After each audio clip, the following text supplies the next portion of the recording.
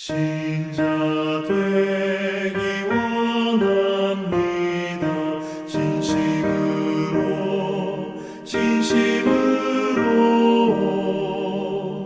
신자 되기 원합니다. 진심으로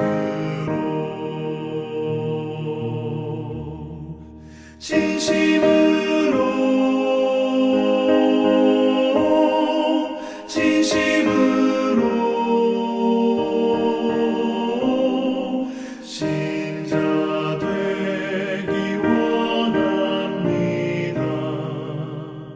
진심으로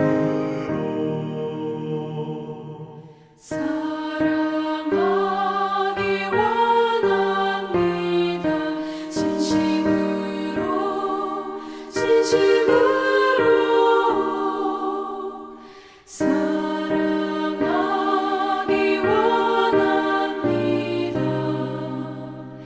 진심으로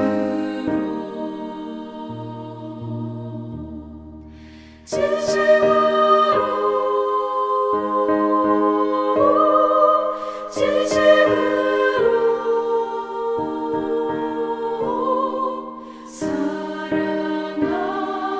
원합니다.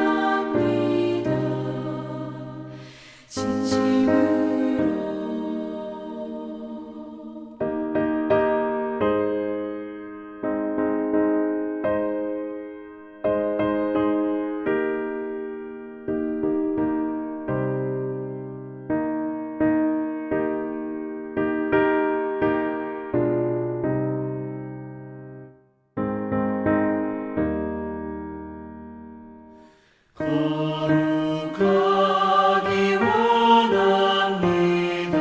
진심으로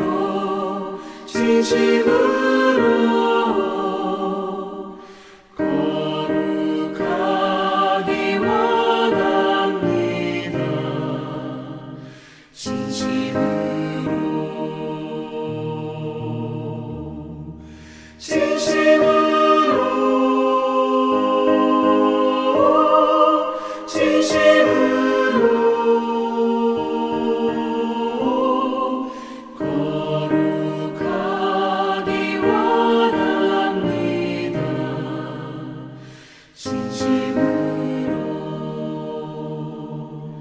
예수 닮기 원합니다.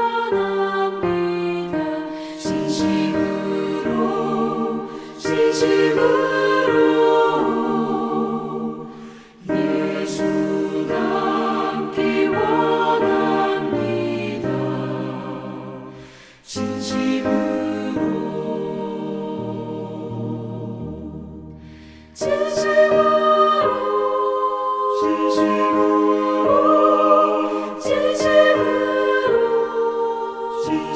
진심으로 예수 닮기 원합니다. 진심으로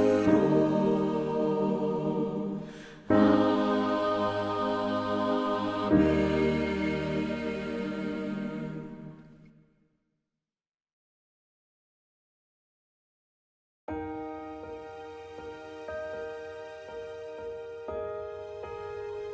그곳을 떠나 갈릴리 가운데로 지날새 예수께서 아무에게도 알리고자 아니하시니 이는 제자들을 가르치시며 또 인자가 사람들의 손에 넘겨져 죽음을 당하고 죽은 지 3일 만에 살아나리라는 것을 말씀하셨기 때문이더라.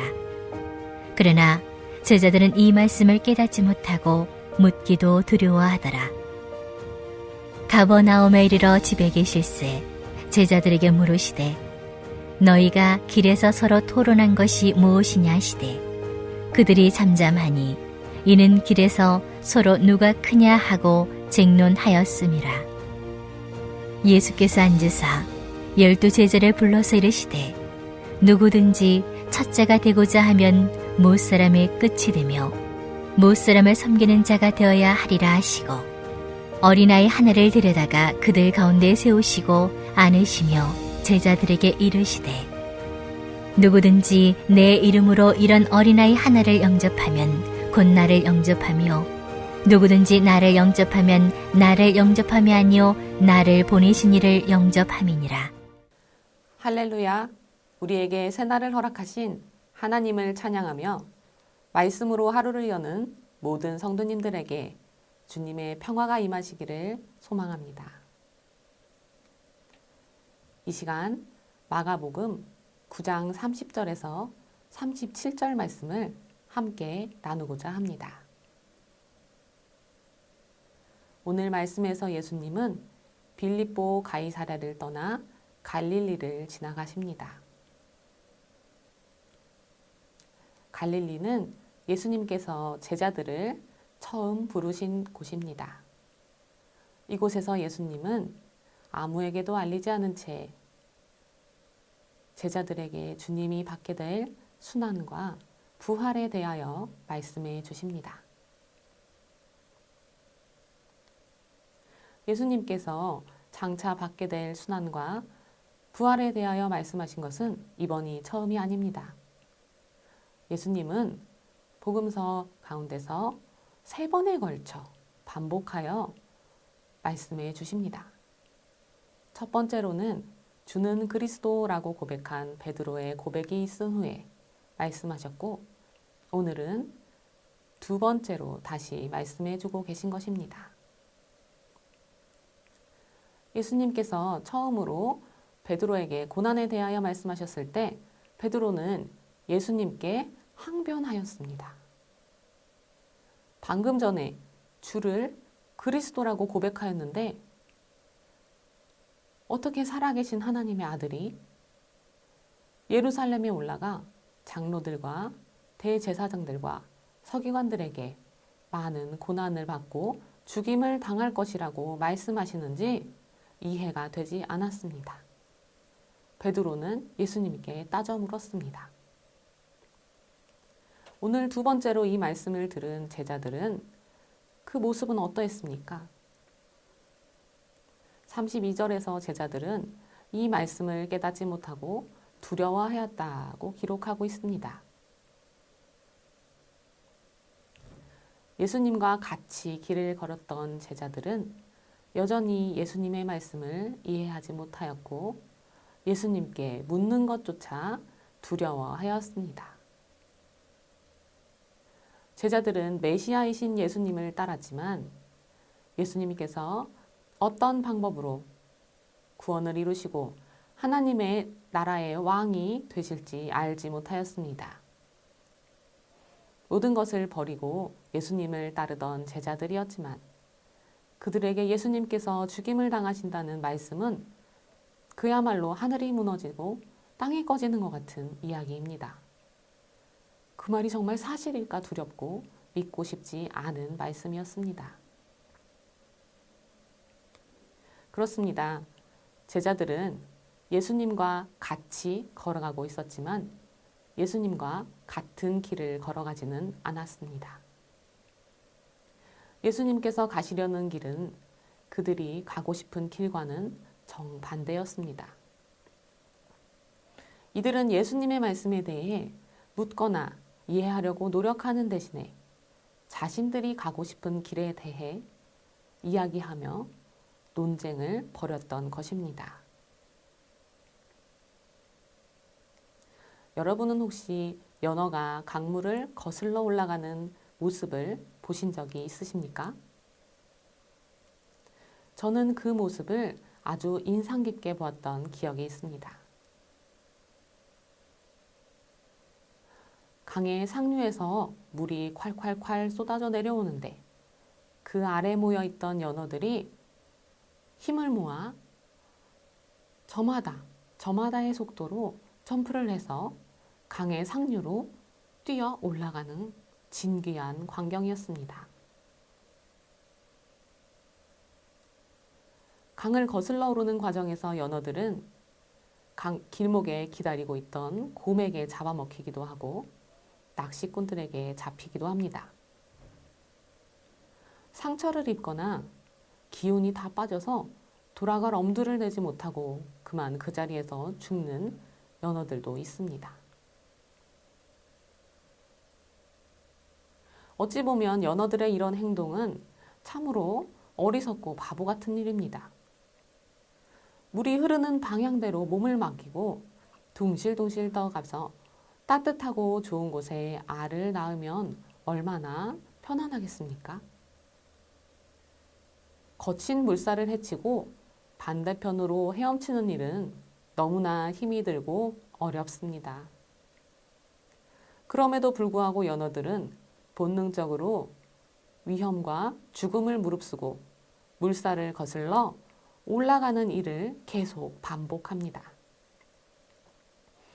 우리들도 마찬가지입니다. 세상이 말하는 대로 세상의 흐름에 몸을 맡긴 채 시류에 휩쓸려 살아가는 것은 너무나 쉬운 일입니다. 세상은 한 계단 오르면 다음 계단, 또 다음 계단, 계속 올라가는 것이 성공이라고 말합니다. 다른 사람을 밟고 올라가도 괜찮다고 이야기합니다. 오히려 더 높아지라고, 더 자신을 이 세상에 드러내라고 재촉합니다. 내가 이만큼 했는데 이 정도 대우는 받아야지. 누군가 나를 이렇게 섬겨줘야지 하는 생각이 들 때 세상은 그래, 너 충분히 그럴 자격이 있어. 그래도 돼. 라고 속삭입니다. 오늘 본문의 말씀 속 제자들 역시 그러했습니다. 예수님께서 우리를 구원하실 왕으로 높은 자리에 오르시면 나도 예수님의 제자로서 섬김을 받아야지. 자, 그러면 우리 중에 누가 더 큰 사람이냐? 누가 더 높은 자리에 오를 것이냐? 부끄럽게도 제자들이 이런 대화를 나눈 곳은 예수님께서 순환과 부활을 예고하신 바로 그 길 위에서였습니다. 가버나움에 이르러서 예수님은 이러한 제자들의 생각을 하시고 하나님 나라에서 어떤 사람이 큰 사람인지 알려주십니다. 35절 말씀. 누구든지 첫째가 되고자 하면 무사람의 끝이 되며 무사람을 섬기는 자가 되어야 하리라. 그리고 예수님은 어린아이 하나를 불러다가 세우시고 안아주시며 이렇게 말씀하십니다. 37절. 누구든지 내 이름으로 이런 어린아이 하나를 영접하면 곧 나를 영접하며 누구든지 나를 영접하면 나를 영접함이 아니요 나를 보내신 이를 영접함이니라. 당시 유대 사회에서 아이들은 작고 연약한 자들의 대명사였습니다. 그들은 전쟁에 나설 수도 없고 노역을 할 수도 없는 그저 미숙한 존재에 불과했습니다. 그런데 저런 연약한 어린아이를 섬기고 그를 따뜻하게 대하는 것이 바로 우리 주님께 하는 것과 같다니, 우리 하나님께 하는 것과 같다니 도무지 이해가 되지 않는 말씀입니다.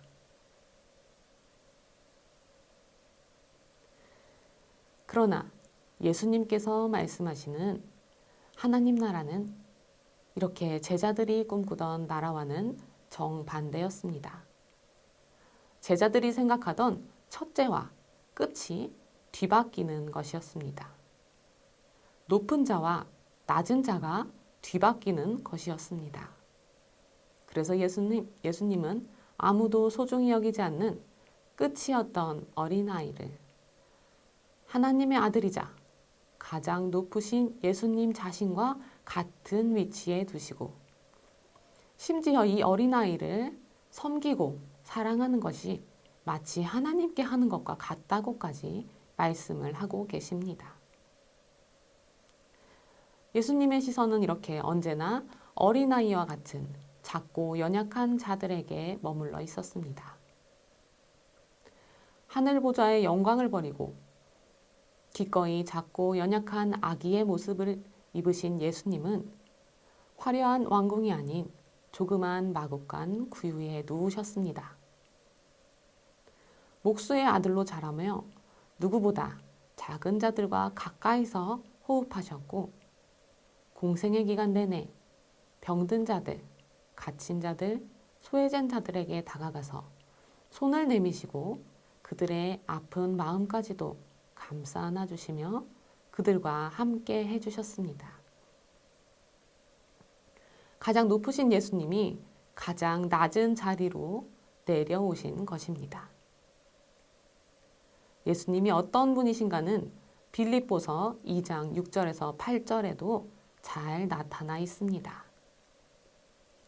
그는 근본 하나님의 본체시나 하나님과 동등됨을 취할 것으로 여기지 아니하시고 오히려 자기를 비워 종의 형체를 가지사 사람들과 같이 되셨고 사람의 모양으로 나타나사 자기를 낮추시고 죽기까지 복종하셨으니 곧 십자가에서 죽으심이라.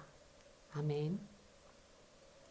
위에서부터 밀려오는 강력한 세상의 흐름을 거스르고 낮은 곳에서 섬김으로써 높아지는 것, 이것이 바로 세상의 질서와는 다른 하나님 나라의 질서입니다. 이것이 바로 예수님의 제자가 걸어가야 할 길입니다. 마치 연어가 강물을 거슬러 오르는 것처럼 우리도 우리를 향해 떠밀려오는 이 세상의 흐름을 거스르고 하나님 나라의 질서를 따라 살아가야 합니다. 나를 높이고 섬김을 받기보다 더욱더 낮아지고 내가 먼저 섬겨야 합니다. 그럴 때 비로소 주님과 같은 길을 걷는 제자가 될 수 있는 것입니다. 오늘 나는 예수님과 같은 길을 걸어가고 있습니까? 예수님과 같이 길 위에 서 있으면서도 다른 생각을 하고 있지는 않습니까? 하나님 나라의 질서가 아닌 세상의 질서를 따르고 있지는 않습니까? 바라기는 우리가 예수님이 말씀하시는 하나님 나라의 질서를 따라 낮은 곳으로 걷기 원합니다. 나를 드러내고 인정받고 섬김받고 높아지기보다는 첫째가 아닌 끝자리에서 나누며 섬기는 우리가 되기 원합니다. 오늘도 하나님 나라의 질서를 따라 기쁘게 섬기며 예수님과 같은 길을 걸어가는 하루 되시기를 소망합니다. 이 시간 함께 기도하겠습니다. 첫 번째로 하나님 나라의 질서에 따라 첫째가 아닌 끝에 서서 섬기는 우리가 되게 하여 주시옵소서. 가장 높으신 주님께서 가장 낮은 자리에서 섬기신 것을 늘 기억하며 예수님을 따라 기꺼이 낮은 자리에서 섬기는 우리가 되게 하여 주시옵소서.